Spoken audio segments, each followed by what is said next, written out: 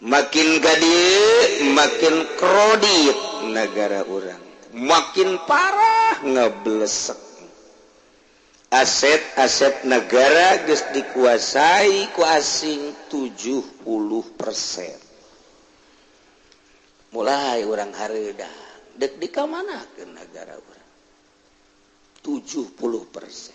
Saha nu nentang dibukakeun ku kula. Aset negara geus puguh nu jelas-jelas rakyat nyaho nu can nyaho. Tinggal 30% deui. Geh eta mah nu geus kos gitulah.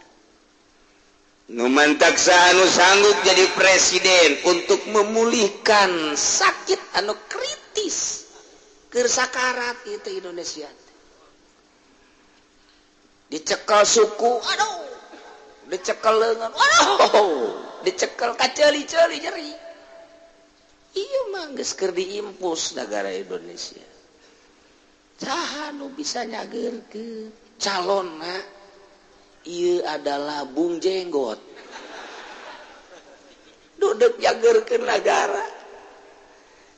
Abu Rizal apa mungkin bisa nyageurkeun negara? Puguhnya ge hirup kuari babelesekan di dinya. Jokowi apa bisa bakalna ieu teh nyageurkeun negara sementara di deuleu kuari langkah-langkahna terlalu berat ka ditu. Kuno mengamati masa najan di imah bae, oh bagus mah bagus bae, tapi kecenderungan hatina lain kepada bangsa nu beragama Islam. Di kumaha negara teh? Je marukan gua. Atuh cenah urang jeuleu bae maningan Megawati bae kondena geus ragang. Nah, sadek terus ke negara, tarek coplok. Puguh kamari ge sabaraha nu coplok keur dicekel ku jana aset-aset negara. Gideg nu ngarti mah. Dicekel deui ku saha tu ieu teh? Ku Prabowo. Bismillahirrahmanirrahim.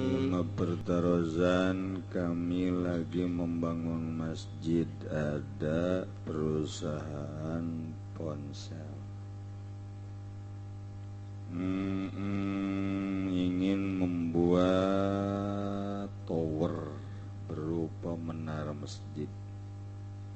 Ada kompensasi untuk pembangunan dan ada kompensasi per bulan untuk masjid boleh apa enggak, dan apabila kontraknya habis itu tower atau menara buat masjid. Maksa-maksa teuing atuh ieu. Ini hayang boga menara dikontrakeun heula. Ka tower mending ulah boga menara bae lah. Mending ulah boga menara.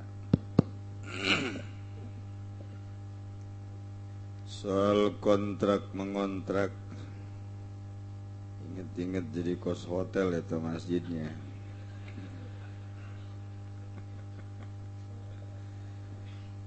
Hari henteu mantena naon dikontrakeun jeung kepentingan masjid kurang patali jeung tanah wakofan wa Allah. Jadi kontrakeun ku urang pakai beli motor kena duitna tebeunang kumaha lamun pakai masjid deui teu naonan mun berbentukna lain kos gitu mah mending ulah lantaran ai kita makan jang jaringan hubungan nu politik nu dagang nu bobogohan didinya lah letakna. Jadi masjid teh pusat hubungan bobogohan ngebohong pan HP mah loloban ngebohong kan tuh sia mah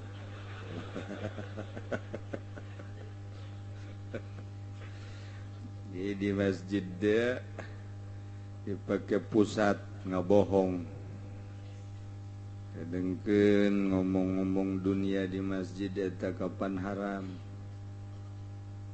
ngomongkeun dunia di masjid haram teu meunang sedengkeun eta mah lain umang-omong di pusat sumber jadi haram ngagunakeunana lah cekula mending ulah boga menara namun ngandalkeun ti tower ngan isin we urang dinya na kosuh nu sugih bae isina yang boga menara kudu nyawakeun ka tower ulah masjid mah steril ulah aya kegiatan-kegiatan usaha ulah aya kegiatan-kegiatan di luar ibadah hareudang atuh mungkin teu betah di masjid lantaran aya patulah patali jeung dunia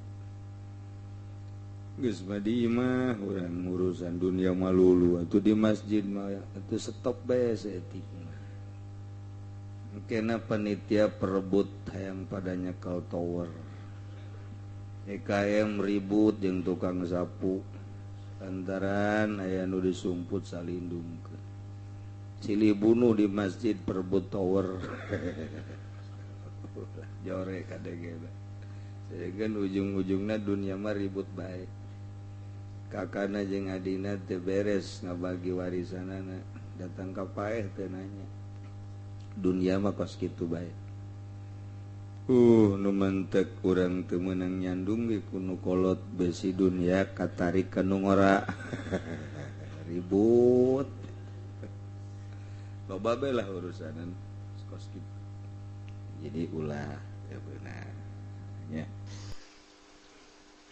punten Pak Kiai abdi bade naros abdi boga pare tapi tos di zakatan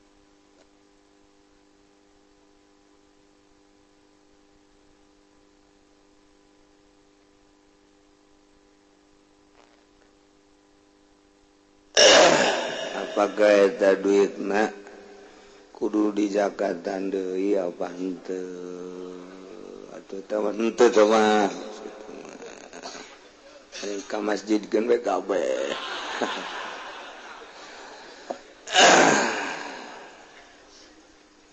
bacakeun bade almarhum Haji Abdul Latif bin Hamsir Dukuh Cikupa ieu mah tokoh Mas Tabrani Tangerang keluarga besar tokoh Mas ieu ge pertanyaan keneh naon ya Pak Kiai saya rek naros saya pedagang emas terus bagaimana cara mengeluarkan zakatnya tiap tahun apakah dihitung semua dagangan yang ada apakah keuntungannya saja dan berapa persen yang harus dikeluarkan masalah jadi kalau mau dikeluarkan zakatnya bukan kalau mau harus mau dihitung semua modal dan keuntungan selain dari yang dipakai makan dan minum hitung semua kemudian setelah ditotal nisab atau tidak kalau nisab dengan gampang saja ukuran 100 gram pasti nisab sama dagang emas emas boga toko mah kecuali keliling kemudian dihitung setelah dihitung keluarkan zakatnya rubul usyri 1/4 per 10 kalau ada 100 juta bagi 10 100 juta bagi 10 seberapa itu biasa ngitung sama 100 juta benuletik lah bagi 10 seberapa 10 juta ya ngomong 20 juta heran itu bisa ngitung ulah calang apa tuh 100 juta bagi 10 berarti 10 juta 10 juta bagi opat 2 juta setengah jadi 100 juta 2 juta setengah zakatnya mun 1 miliar bagi 10 100 juta 100 bagi opat 25 juta tadi mah ngadenge 2 juta setengah ya kecil barang adanya 25 juta ngap juga ya eta gagarak 1 miliar mun urang boga duit nah misalnya 1 triliun malah ya di majelis ieu mah ya bangsa 10 miliar mah aya meureun boga 20 miliar aya hitungan nama bukti nama wallahu a'lam namun 10 miliar bagi 10 berarti 1 miliar bagi opat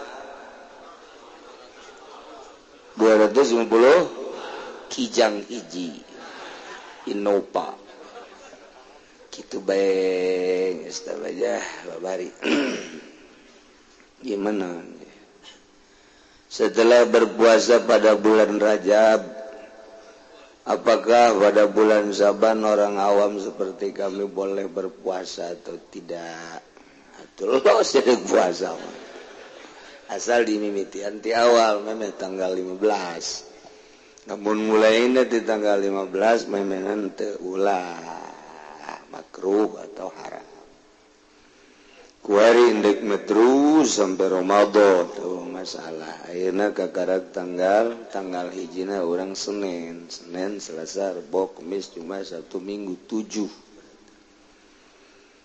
tanggal 7 ayeuna dipersilakan besedek puasa makang jeung Nabi mah di bulan Sya'ban mapul puasana sabulan sebab Rajab syahrullah wa Sya'banu syahri bulan kaula cek Kangjeng Nabi julukanana wa Ramadanu syahru ummati bulan Ramadan bulan urang geus Kangjeng Nabi mah di bulan Sya'ban pohara hiji iktikaf bae di masjid kedua puasana pul terus teliren-liren ngaoskeun Al-Qur'an menjelang bulan Ramadan di bulan Sya'ban seperti eta Kangjeng Nabi.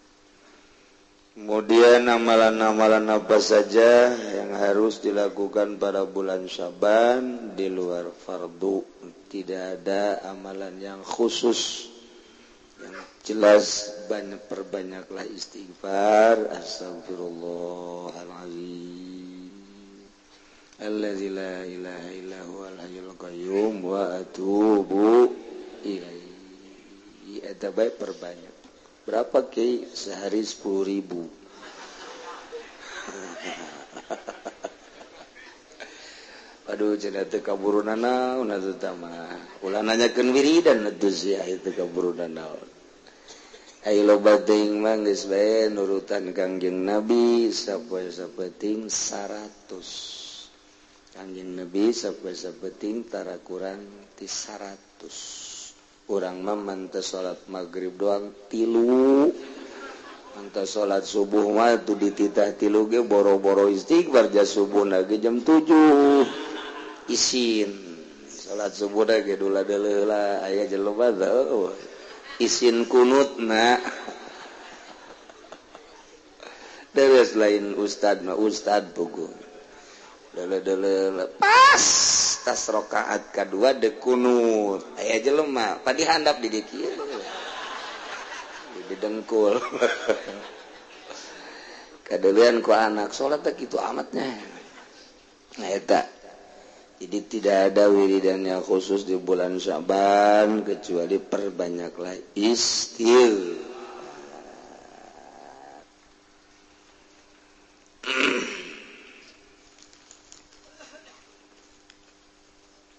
Urang masih kini nyaritakeun tentang diat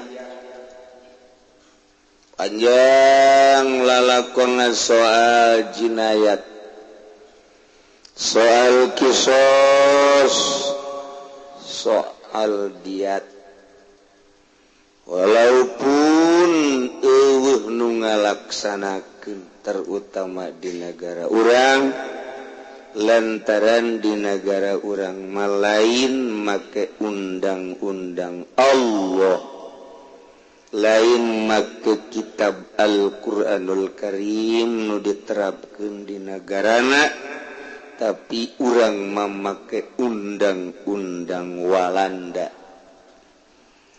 make undang-undang demokrasi ialah make HAM. Jadi rubah-robah atuh hukum teh kumaha kahayang manusia nu nyieun hukumna bae satungtung-tungkeun kanu ngemas hukum dilanjut salagi ngarugikeun mah dirobah. Di negara urang dipasrahkeun hukum ka DPR diolah di DPR sanggeus dawa kesepakatan dibuatlah undang-undang. Setelah dirancang undang-undang aya kesepakatan ditetapkanlah undang-undang tersebut. Geus kira-kira kurang pas hapus deui nyieun deui undang-undang kitu bae. Nu rek nyieun undang-undangna nu bakal kurang dipilih engke ialah dewan-dewan perwakilan rakyat. Sagedeung deui urang bakal ngalaksanakeun pesta partai. Ialah nu bakal nyekelan negara maju mundurna negara aya di leungeun dewan. Dilaksanakeunlah ku pemerintah hasil daripada rancangan dewan. Tah eta nu endek ngarancangna nu bakal ngalanjutkeun maju mundurna negara nu ku urang bakal dipilih teh baik ti Golkar, ti PDI, PKB, P3 jeung sajabana ieu nu bakal nyekelna masih kene lehoan kene. Orok bedongeun kene. Teu nyaho kahitut bau nyahonangan hitut teh seungit bae. Mantak deuk kumaha majuna negara teh jageuning nu rek ngarancang undang-undangna kos kitu. Kuari kudu aya diselapkeun cewek. Kudu aya di DPR teh awewe pelengkap. Boro-boro mikiran negaranya, mikiran diri sorangan ge. Awewe mah asal kasinggung saeutik merenyi, nyawa sia merenyi, berbaik ceri. Manya dek urusan negara merenyi, geus tempas sebenerna mah. Tapi kos kitulah pemikir-pemikir Indonesia asli eta teh menang bangsa Indonesia lain nang saha atuh tekanan ti orang bule ti orang barat. Kok bisa kos kitu sih? Agar lebih hancur negara Indonesia. Mun ku urang dicaritakeun nu sabenerna bakal muringkak bulu. Nu mantak daripada muringkak bulu moal dicaritakeun.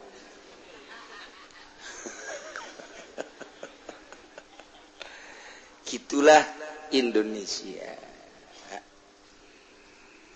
Rancangan undang-undang nu kamari geus disaksian ku urang kabehan ternyata kembali ke orla deh, ke orde baru. Naon nu di zaman orde baru dihilangkan ketika reformasi, ternyata ditumbuhkan kembali kepada asas tunggal murni. Quran mah dilecehkeun moal aya sanksi, tapi Pancasila dilecehkeun mesti kena sanksi. Padahal Quran mah dicekel nage kudu boga wudu, Pancasila mah didiukan ge eueuh nu ngalarang.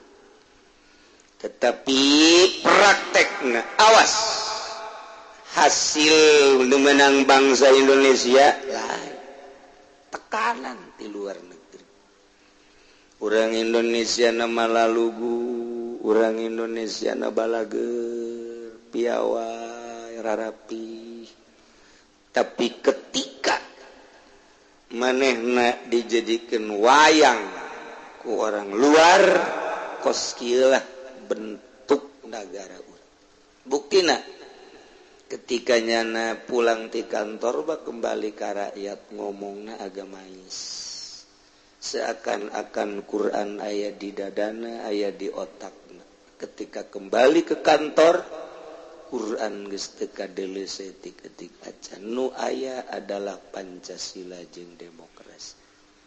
Lain ulah tetapi pelaksanaanna adalah teu jujur jeung teu adil.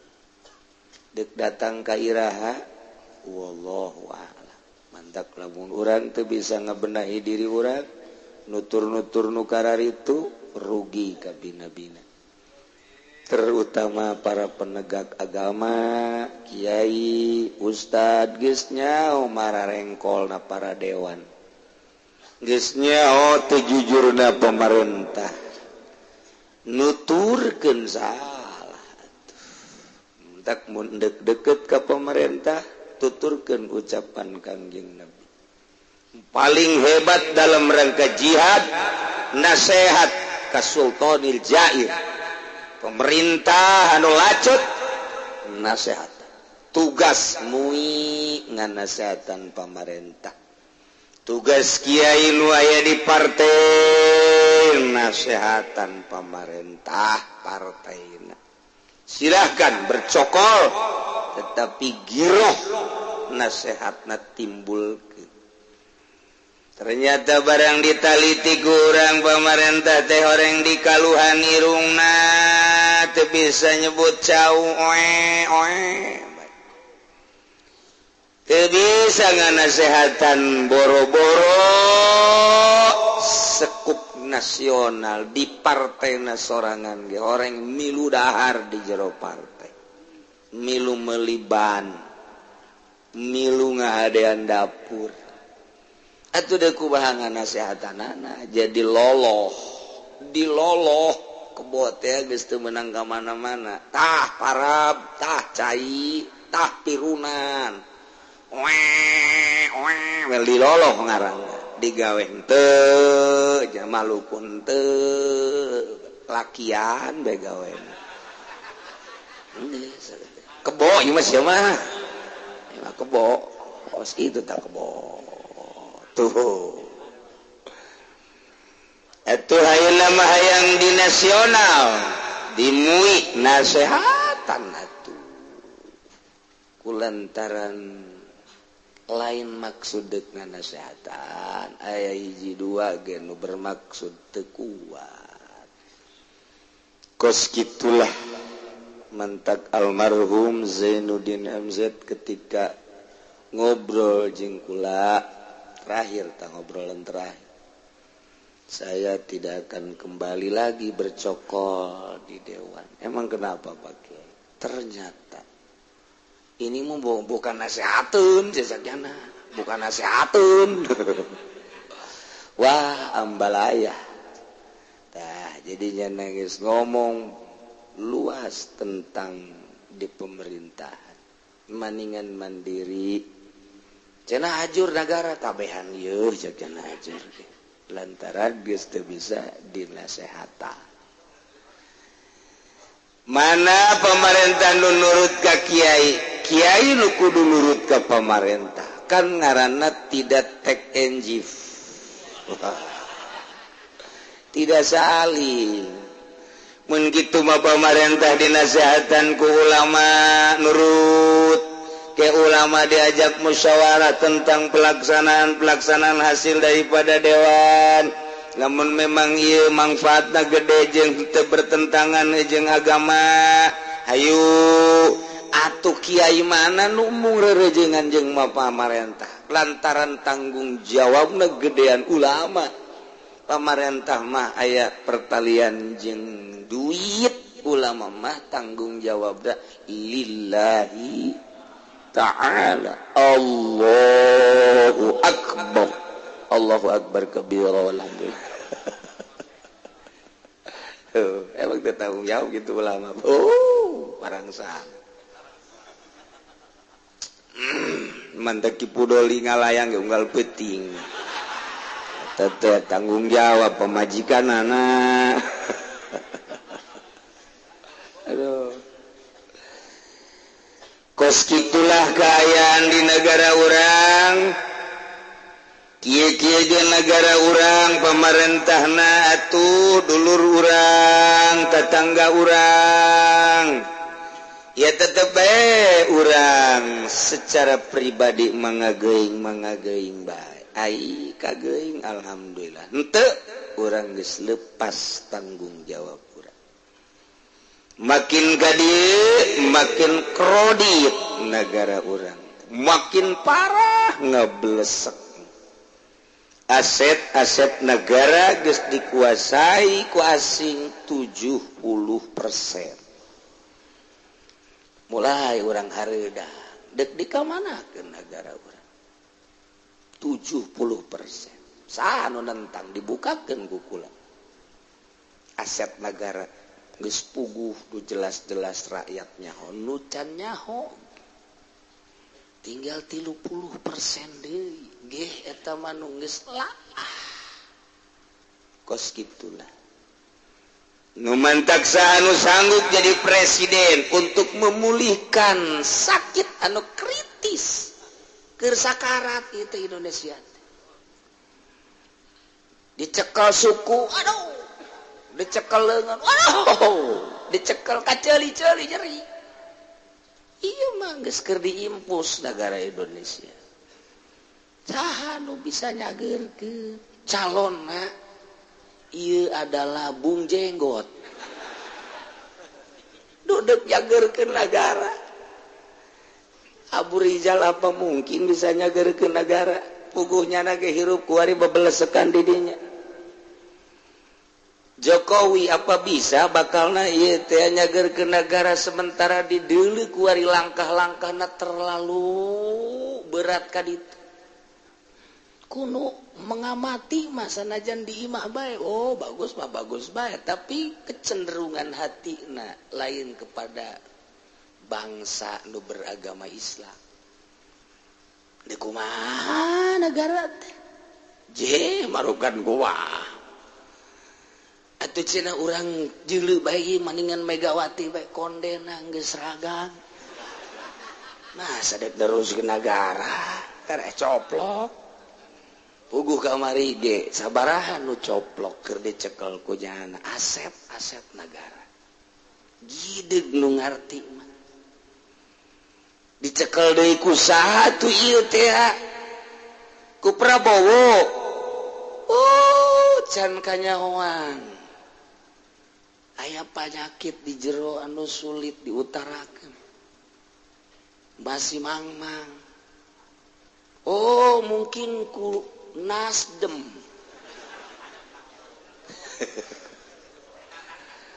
pernah menghasilkan naon nyana kan kos kitu dek nyekel negara teh lain sambarangan dementak direncanakeun karena ieu can pas pemajikan SBY bae lah urang taekeun atuh maning ditaekan ku SBY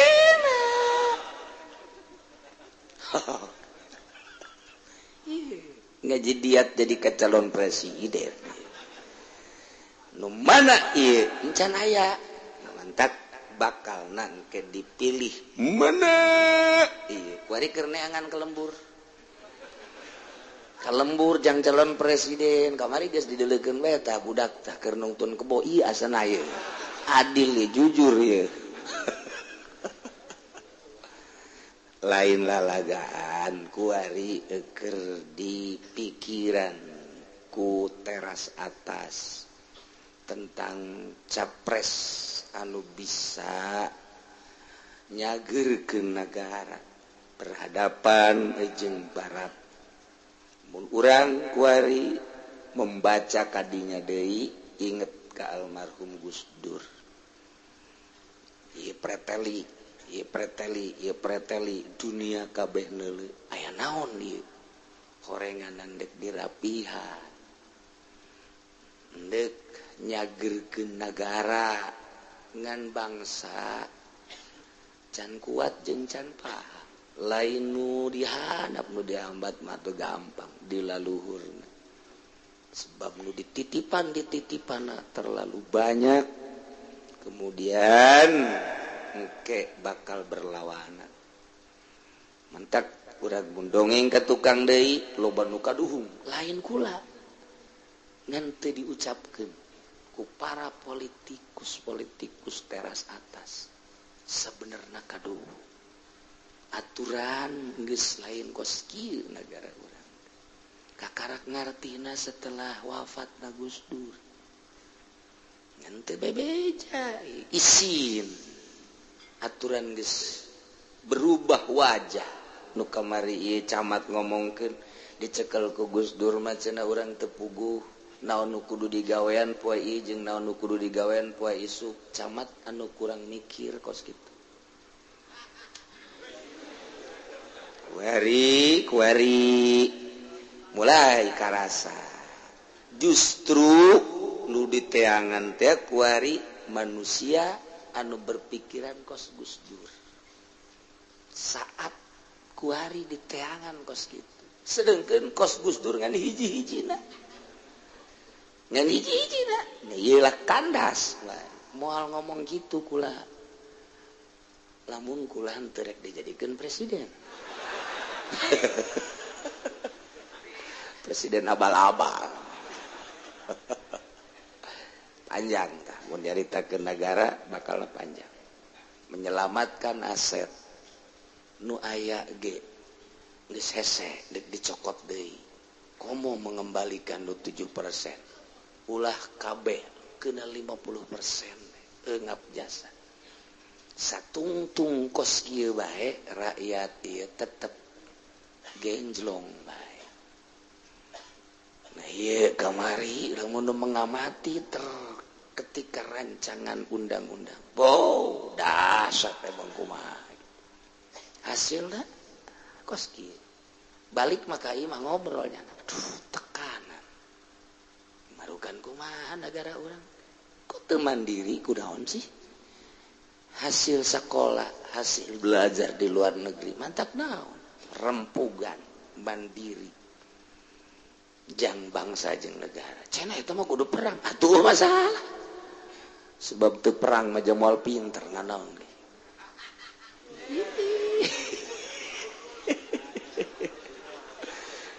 jelema mah perang aku pinter kamari ieu keur zaman urang perang jeung Belanda nu mantak kuari sesa-sesa aki-aki barisa penca gara-gara perang Pak kuari mah barang perang atuh penca paroho deui Pak poho deui cadep jotos tangkis set kapiring mantap hasil jotos ka piring kitu nya nah ieu mah keur carita urang ngaji ngan sakadar ganjaran koleksi agama di jero hate dan dilaksanakeun manteu kaji andai kata Ki Zaid ngabunuh Ki Umar setelah disidangkeun ternyata benar bahwa Zaid adalah pelaku pembunuhan terhadap Ki Umar dijatuhilah hukum qisas karena bunuh kembali. Ahli waris Ki Umar minta damai, ternyata diterima damaina. Kuari minta tarkhis, turun tina yang semestina kudu dibunuh. Kuari dibayar dengan diat 100 onta. 100 onta mughalazah ayam mukhaffafah. Cerita mughalazah bagi 30 onta iko 30 onta jaza 30 jeung 30 60 sisa 40 wa arba'una khilfatan 40 onta khilfat nu kerareuna. Diputuslah ku negara bahwa Zaid harus membayar diat kepada keluarga Ki Umar. Siap? Siap cek Zaid. Temenang dinkekeun deui kudu fauron harita keneh. Aset Ki Zaid tampung belikeun ka onta. 1 onta 20 juta kali 100 berarti 2 miliar. Duit nanggeus aya tinggal dibelikeun ku ari ka onta. Ternyata lantaran di Indonesia mah onta aya hiji 2 ge di Taman Safari teu betaheun. Kamari geus bebe Jawa doh tidak betah cek kena ini. Dingin. Saya pengen kembali lagi ke sono ke Saudi Arabia, di sana enak, makanannya ada korma, ada kacang, mismis, kismis. Baru di sini saya dengan jagung terus. Onta tebetaheun ngadahar jagung. Coba jagung orang Kendal, jagung mati. Jadi beda hewan dia tuh tebetah. Di paling sulit menangani onta di Taman Safari. Sebulan, 2 bulan, 3 bulan, kuru. Balik deui ka ditu, nyokot deui nu anyar. Teu betah. Onta teh teu betaheun sebabnya nama teu betah di negara tropis. Kudu di negara panas bae. Lamun deuk tiis-tiis sakali, nyana geus ngarti. Sebab 10 tahun sekali tiris datang. Nyana ge siap-siap kan onta ge nyana ceramah hati-hati. Kita menghadapi dingin, siapkan jaket. Jadi tebetahun nyana di Bogor teh. Ini angan onta 100 hese di Indonesia. Teh dibelikeun ka onta teh eueuh onta teh imah hisi wa imah syar'i. Lamun hisi kenyataanna memang eueuh, teangan di Jawa Timur eueuh, neangan di Jawa Tengah eueuh, neangan di Jawa Barat eueuh, ka Banten nyana. Ya, akeh ge wedus kacang. Onta iku laka ge. Wih.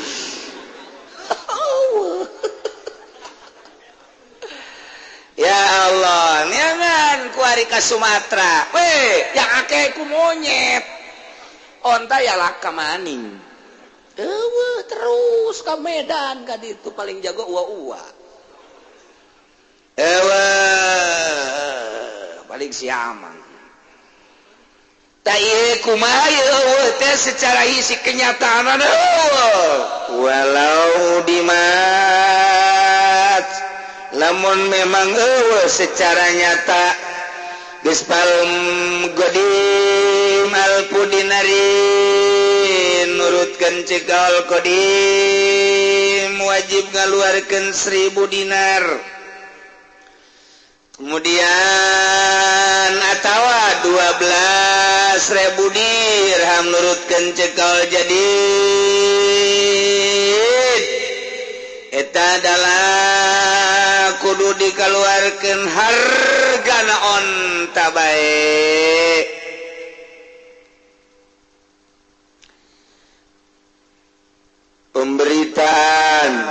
pemberitahuan yang bernama Pasahlan yang dari kampung Melayu harap pulang dikarenakan saudaranya meninggal dunia. Innalillahi wa inna ilaihi raji'un. Sekali lagi kepada Bapak Sahlan, tapi Sahlan kampung Melayu ke Sahlan Cikupa ge milu balik bae deui.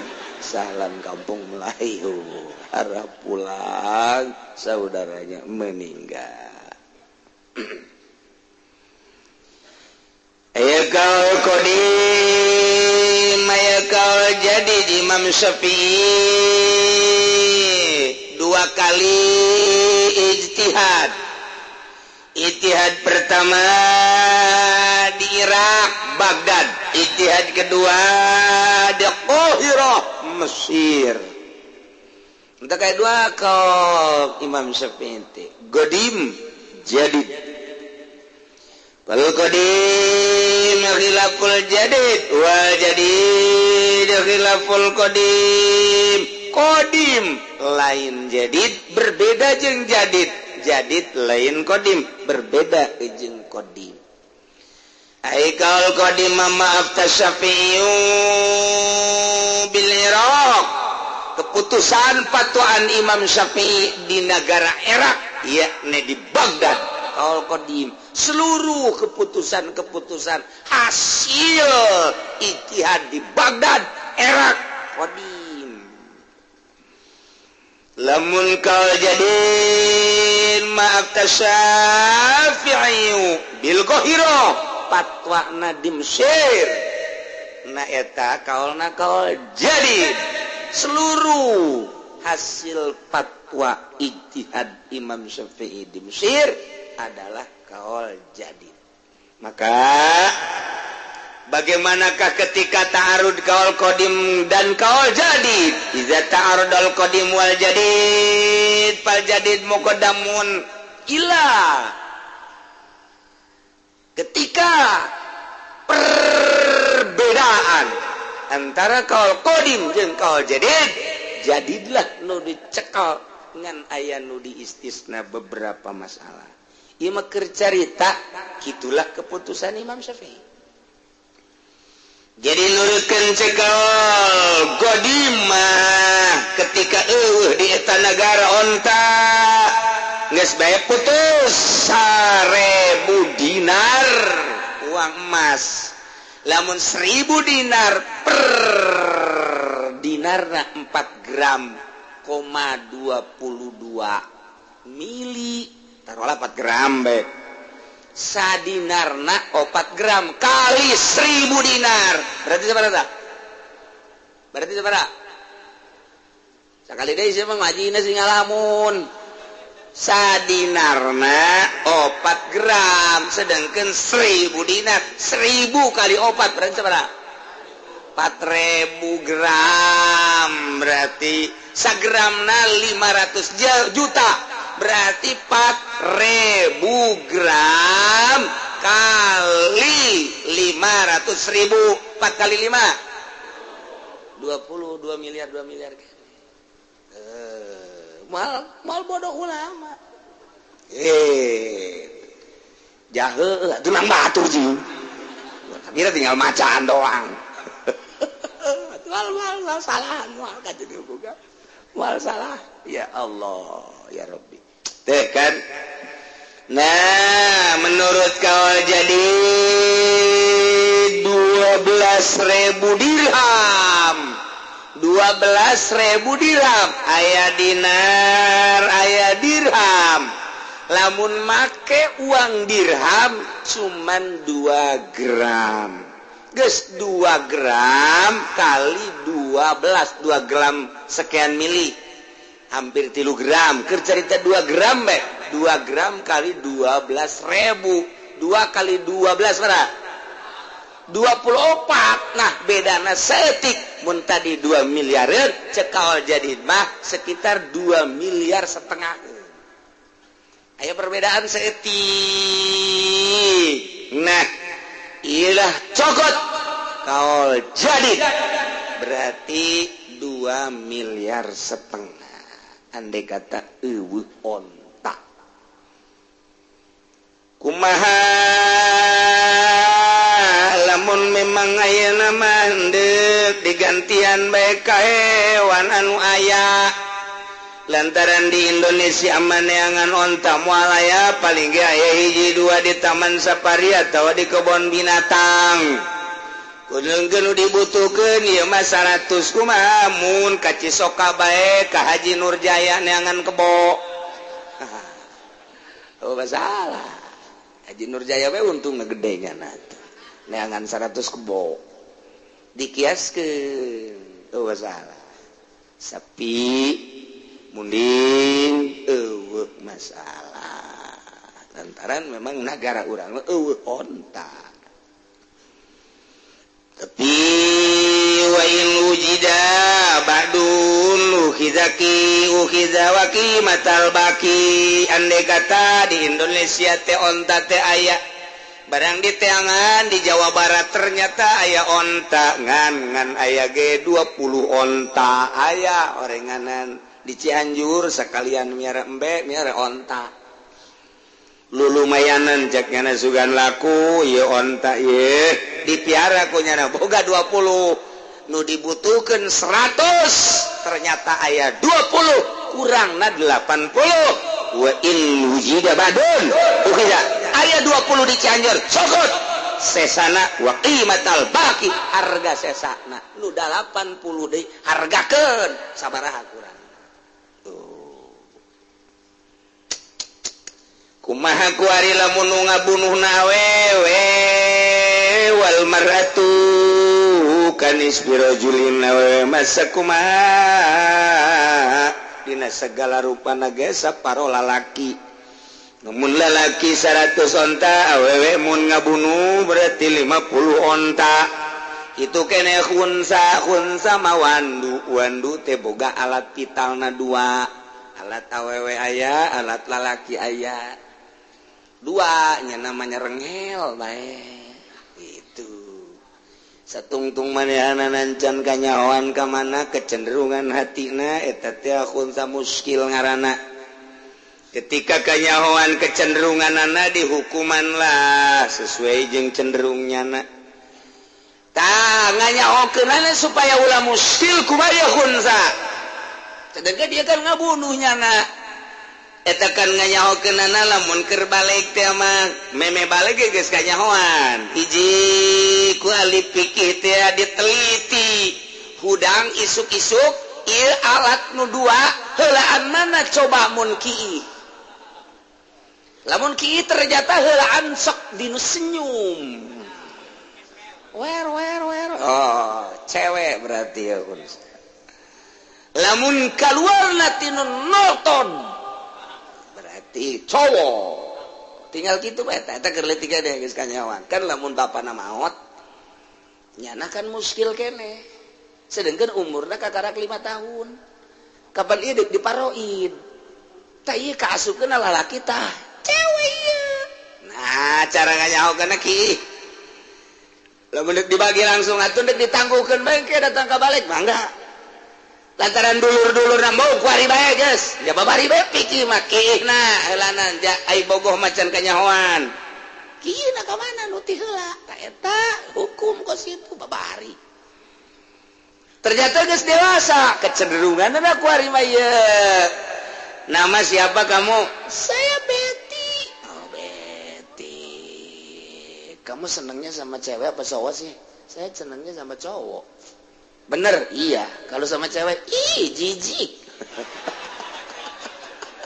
si aja sata Betty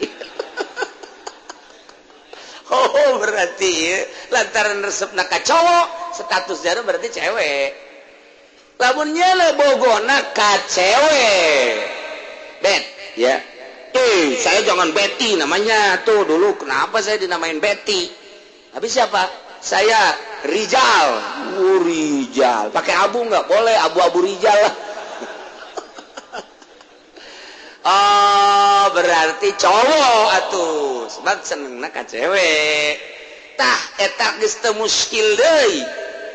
Tapi aya bae nu muskil keneh. begitu datang ke gede kiina bareng bae lamun keluar bareng cer dua dihandap keluar tiluhur keluar saya baca ulama aing neuk kumaha ieu ki unggal ki bareng bae barang datang ka dewasa ditanya sia bogona kasa aing mah akur bae kalalaki resep kawe resep sugan gedean kasa teu akur bae mun teu resep kabeh muskilna kan terus tah ieu ngarana muskil kos kitu khun sa muskil mantak diatur ku ulama geus eueuh anu katinggalin al yauma akmaltu lakum dinakum wa atmamtu alaikum ni'mati wa raditu lakumul islam madin selesai Kangjeng Nabi di akhir kula sangat khawatir naon cek sahabat nu dikhawatirkeun nu dikhawatirkeun teh umat kaula engke bakal loba anu ngakuran ka umat Kangjeng Nabi Lut alaihi salam cek sahabat bahasa sih ih coba Lutiyah cek Kangjeng Nabi bangsa kaum Lut lalaki geus embungeun ka awewe reseplah ka lalaki ngadumling geus resep ka lalaki deui keur ieu mah cak urang mah nya lalaki resep ka lalaki tapi ternyata barang urang hirup di tahun 2013 lain di kota besar bae urang geus menyaksikan di kampung lalaki resep ka lalaki awewe resep ka awewe homoseksual lalaki resep ka lalaki lesbi awewe resep ka awewe teu kudu ka kota besar di sekitar pasar kemis ka kampung ge geus loba anu gideg indungna lantaran masa anak kula awewe bobogohan jeung awewe deui heran cenah kula mah cak indungna Pancasila lah we bogoh ka awewe deui cenah ieu kuari keur bobogohan jasa cenah ieu malah minta dikawinkeun cak mana ku ngawinkeun lah ieu moal dicaritakeun kampung manana geus loba nu laporan ka kaula lain sakampung bae lalaki resep ka lalaki baheula mah perkumpulanan di Pasar Anyar Tangerang kabelah dieu aya di Doyong diubrak-abrik pindah ka Pasar Kemis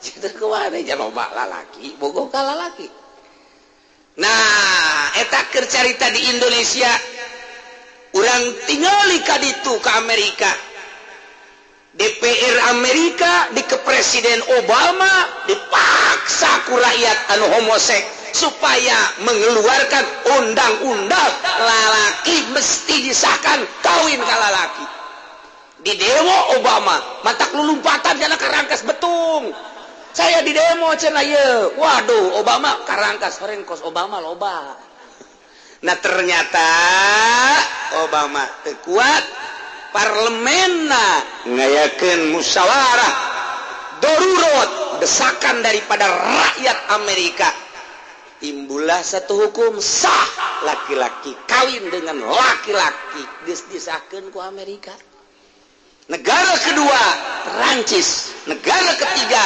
Inggris negara keempat Jerman negara-negara kapitalis negara-negara liberal geus ngasahkeun lalaki kawin ka lalaki dina Irsadul Ibad ngaji urang ditungtung oh iya horengan anu dicaritakeun ku Kangjeng Nabi umat kaula engke sangat khawatir teu dikhawatirkeun urusan nu lain mah tapi ieu bakalna Lutiyah bangsa kaum Kangjeng Nabi Lut lalaki resep ka lalaki awewe resep ka awewe ya Allah ya Rabbi tidak menutup kemungkinan di Indonesia engke mun geus loba dituntut DPR tuntutan awal penyakit nu terjangkit nu sulit obatna HIV virus karena pergaulan bebas di Amerika minta dialokasikan geus di pinggir laut mantak lamun ke Amerika coba gaya di pinggir laut ulah sembarangan kadinya eta baris anu virus jeung virus di Indonesia khawatir lantaran loba orang Amerika, orang Inggris, Jerman ke Indonesia, orang Belanda. Nah, make kondom asalna aya kondom teh ya. Eta tah untuk menjaga kos karar itu. Ternyata aya warga Bali kena virus AIDS. Mohon ke pemerintah. Ternyata begitunya neges ngomong lain hiji horeng di Bali teh mimiti aya belasan kabelah dieuna puluhan col di Yogyakarta mahasiswi mangkani ait col di Jakarta di Bandung dikumpulkan ku pemerintah urang lantaran eta mah bahaya col di Jatiuwung ya kari teu bisa aya obatna nu obatna tah ieu teh kuari geus mulai minta tuntutan ke pemerintahan encanon gitu melambung bae isin keneh karena geus ratusan di Indonesia Masya Allah bahkan geus ribuan tah Indonesia nu aid geus ribuan anu homoseksual geus ribuan tidak menutup kemungkinan sarua terjadi jeung di Amerika lamun geus kos itu kumaha ilah negara liberal mah kos kitu dia lain kudu dikitu-kitu. Nah, balik deui bangsa Indonesia ke aslina mantap kunaon? Ja bangsa Indonesia mah agama isi baheula ge. Dicekelna teh ku pemimpin-pemimpin agama Islam Al-Qur'an. Balik coba ge ke Al-Qur'an. Hate masing-masing, ulah korupsi, ulah mabok, ulah zina, aman. Moal aya nu meuli kondom ujian. Kuari mah kondom teh wah wahara datang ka lembur-lembur. Lembur kuari di lembur urang teh emang henteu aya nu nyeunan kondom. Nyeunan kondom kuari teh di lembur urang dengan ukuran yang sangat besar. Sia seuri tolol kus nyaho bae. Karena yang orang luar negeri jadi rada gede. Nah, jin yang orang Indonesia ya ukuran sedang-sedang lah. Ieu nandakeun naon ya Gusti? Pabrik kondom lagi di Pasar Kemis. Ya emang teu nyaraho emang aing teu nyaho atuh sia leuwih nyaho aing nyaho keneh di Pasar Kemis pabrik kondom teh di urang Masya Allah karim nah, balik ke Al-Quran aman ya kos urang kos kieu urang mah atuh aman bisa ngomong jelas teh atuh urang mah lain pelaku penonton doang sekali-sekali cobaan lah coba negara acak-acakan sih hade kaharepna wallahu a'lam. Keur urang leutik dipimpin ku DPR nu rapi deres. DPR nu eta zaman kolot urang geus areueuh kuari. DPR nu kuari acak-acakan. Calon DPR nu bakalna leuwih acak-acakan. Dek diharapkeun beres kumaha negara. Kiaina nu baheula gede karena Allah na rapi.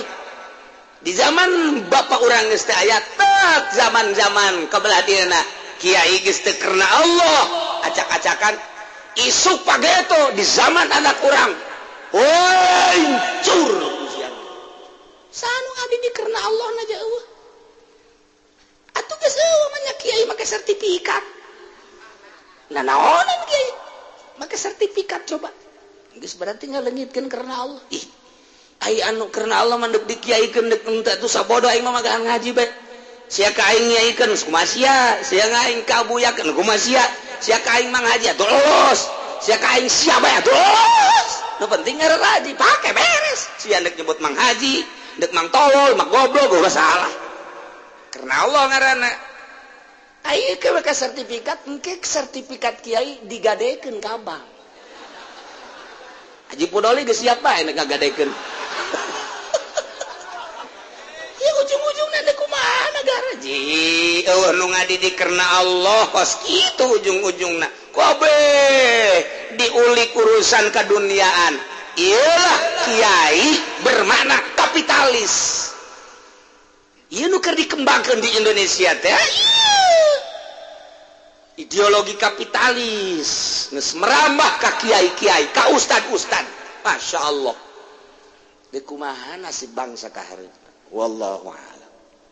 Untung urang di Jawa Timur aya keneh kiai nu karena Allah sanajan direntok untung di Jawa Tengah aya keneh nu lillahi taala sanajan direntok terus disinisan terus ye karena Allah sia sinis rombongan sinis sia terus aing mah jalain ka sia ka Allah dik dingiaikeun sia ka aing heuy dek ngaustadikeun sia ka aing moal enggak ndek ngajikan bae ulus ndek si tolol bae atuh kumaha sia bae pokokna imah ngaji karena Allah geus beres titik geus tukur make sertifikat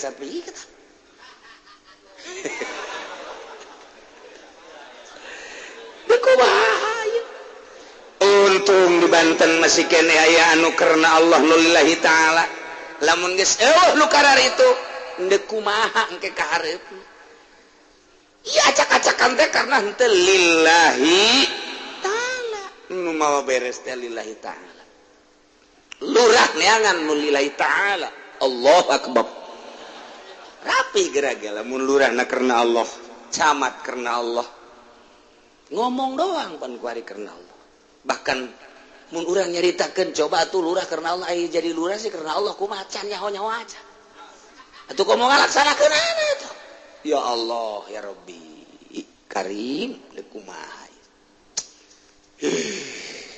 onta eueuh onta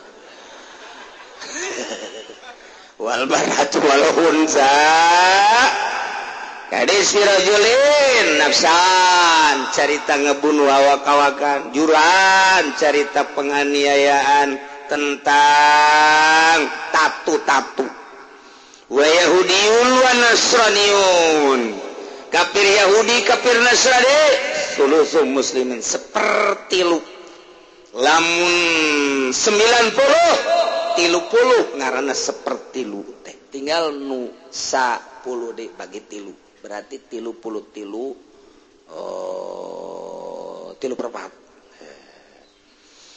wa majusun ay Yahudi ma kitabna Taurat ay Nasrani ma kitabna Injil pengakuanna doang padahal mah Taurat jeung Injil geus muharraf tahrif geus dirubah dalamun asli Taurat jeung Injil mah pasti iman ka Allah iman ka Kangjeng Nabi Muhammad sallallahu alaihi wasallam kafir majusi 2/13 muslim leuwih wa kadza wasaniun kitu keneh sarua jeung kafir majusi kafir wasani anu nyana boga pengamanan di negara urang andai kata nyana ngabunuh ieu sulusa asyara wal mazhab nurutkeun cek mazhab sanya-nyana jelema nu teu datang ka manehanana ajaran Islam mun nyana keukeun nyekelan agamanya teu dirobah